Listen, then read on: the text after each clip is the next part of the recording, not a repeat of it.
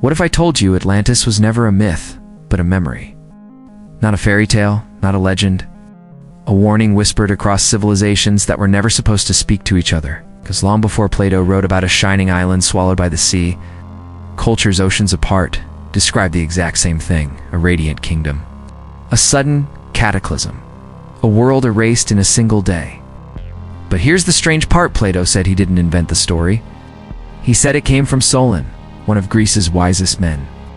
And Solon claimed he heard it from Egyptian priests who insisted it was true history, written on temple walls thousands of years old, memory older than Greece itself.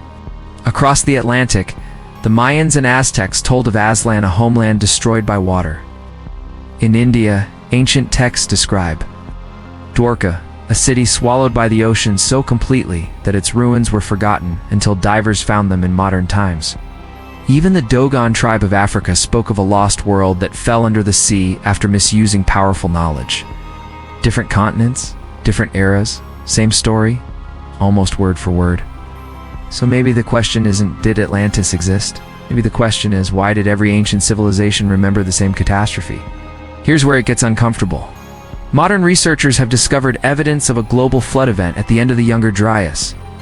Massive sea level rises, continents reshaped, entire coastlines drowned. Underwater structures off Japan, India, Malta, the Bahamas. All suggest someone was building cities long before we're told civilization even existed.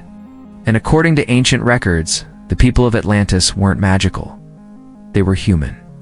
But they possessed knowledge, geological, astronomical, even technological, that later cultures weren't allowed to inherit. Which leads to a darker theory. Atlantis didn't disappear. It was erased, not by nature, but by history.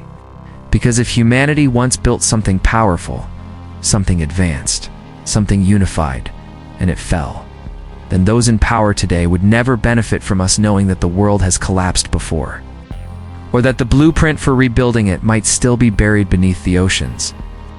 Maybe that's why so many texts describing Atlantis were destroyed, why maps of ancient coastlines vanished, why the world we learn in school begins only after the flood.